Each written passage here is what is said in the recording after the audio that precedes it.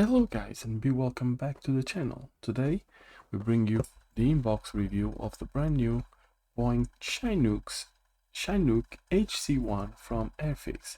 This is a 1/72nd scale and is a brand new mold that just came out. So sit tight and let's have a look at what is inside the box.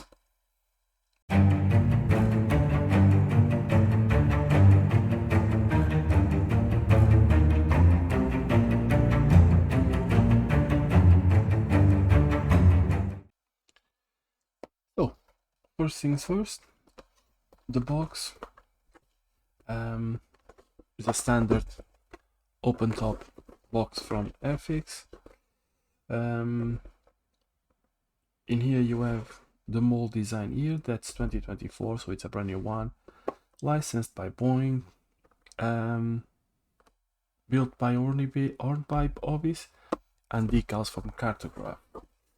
This kit has a total flying hours of 2 flying hours that you can either donate to Model for Heroes or you can redeem with kits from Airfix if you are a club member.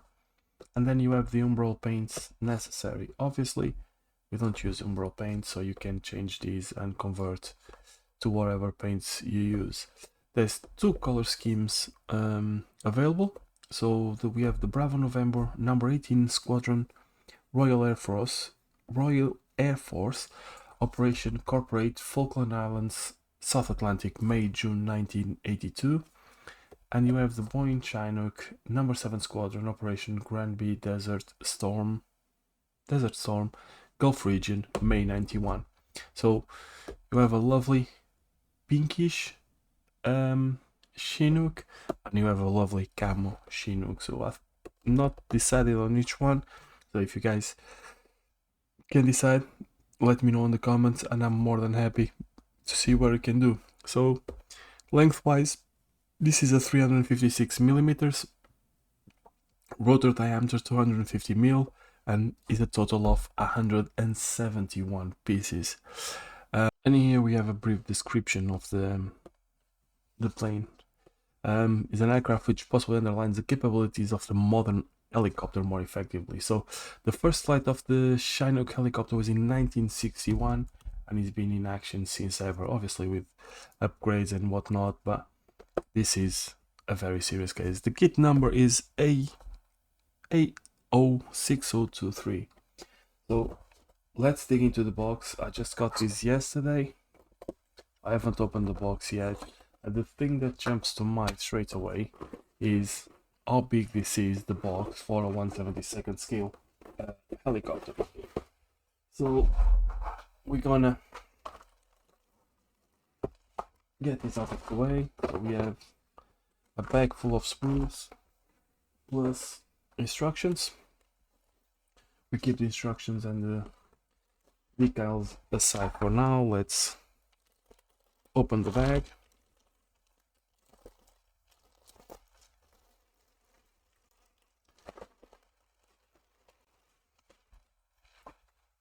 And there we go. So we are greeted with 1 sprue of clear parts.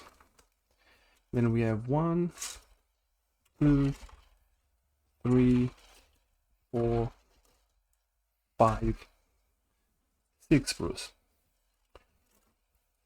So first things first, let's have a look into the sprues as it is. So these first 2, B and D, are fuselage. As you can see, panel lines they are recessed. They are not too deep. They are the perfect size, I would say. Nice detail molded. Some positive riveting there. Is it? Yeah, some positive riveting there, which is a really nice touch. The underfloor, and this might be a jig. We need to check the instructions. Sprue B, the other side of the fuselage. So looks almighty awesome. So moving on, we then have sprue H and G. And the thing I love now on Airfix is that they have the big letters, which is a lot easier to identify. On these ones you have the cone air filters, you have the seats, and you have various numbers of pivots, railings, a hook for the winch, I would say, I might be wrong. Wheels are molded in one piece, which is nice as well, so it's a lot easier. But yeah, frame H and G look good as well. Then we have sprue E, which have your row of seats inside, your inside flooring, the bulkhead for the interior. I believe this will be the top of the cockpit, and again, looks really good. No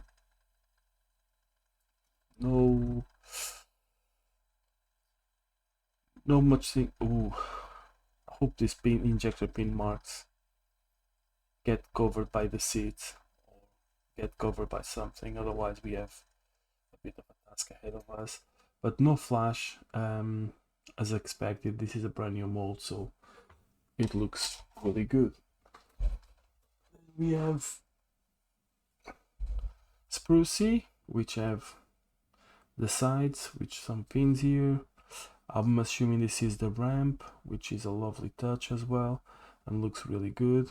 So again, nice details on there with some wiring and tubing, so which is absolutely amazing and fantastic. And then we have the blades, the rotors here, so you can see some lovely detail on there as well. 1/72 scale is absolutely amazing.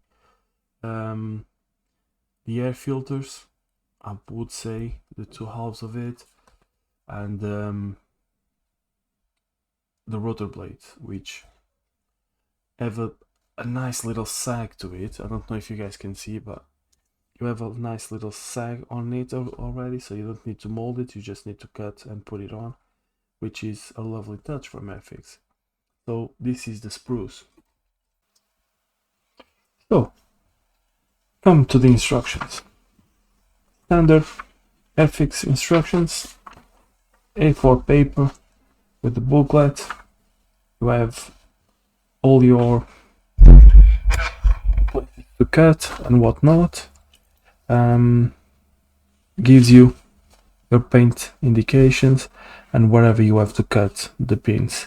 Injector marks that we saw previously are going to be covered by these cushions here, which I don't know what they are, but they're going to be covered. And yeah, so moving on, you have the seats and whatnot. Then you have to drill holes, more holes for the winch. Oh, and then you have a thingy-majiggy here to allow you to drill the holes as well. Same thing, more tabs to be cut, more tabs to be cut. And to be honest with you, this seems to be fantastic. The only thing I'm finding surprising is that they are not telling you to put the windows in yet. So I'm wondering if the windows are going to be fitted from the outside to the inside. So remains to be seen. Then we have the bottom plate, another jig for the holes, which is looking good. And again, whoa, this is a nice piece of engineering. Right, I like this because this seam line that always is trouble, we're gonna cover it with this dorsal here, so less reason for screw up. So I like this. This is actually really good. So then we have the filters. You have two options. Building the scheme A, you do the steps 34 to 39, so you do up here. But if you go with option B, which is Desert Storm, you go from 40 onwards. So they provide you two types of filters for the two different versions, which is good. Wheels, like we have seen, is molded in one piece. landing gear on. Yeah, more landing gear. Oh, okay, you have 3 configurations for the door, so you can have the tailgate either fully closed, fully halfway open, or fully open, which is a nice touch with all the stuff that we see on the back, which is actually good, so we don't gonna be bearing all the details. And there we go, as I suspected, windows are fitted from the outside to the inside, which is absolutely great, because usually they always come from the inside to the outside, and when you try to mask them, they tend to pop in. So this is good. This is really very, very good, very well thought from Airfix. Canopy seems to be great as well. More windows. So door we can have fully closed, you can have halfway closed, or you can have fully open with a step, which is good. Again, options, lets you decide what to do, which is absolutely fantastic. Yeah, again, more options here. The winch that goes on the side and whatnot, all the railings, which is good as well.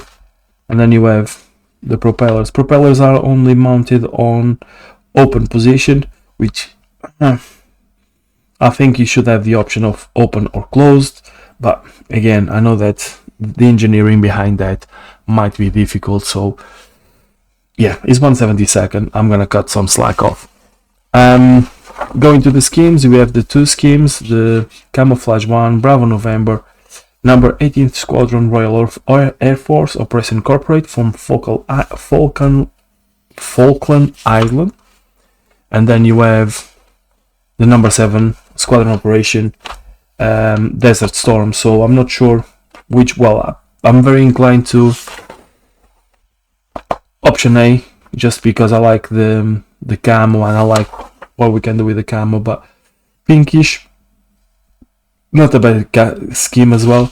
And then we have loads of stencils, loads. So yeah, it seems like a good fun build from what we can see from the instructions. Decals wise, again, cartograph decals, what can we say? You expect the best. There's the common ones here, and then there's the specific for each version. So this one will be the Bravo November one, this one will be for the Desert Storm one. So again, all in all, oh, we're missing one sprue. Sorry guys, we are missing one sprue, which is our lovely clear parts. So clear part wise, they look really good. They look very crispy and clear, like ice on a winter morning.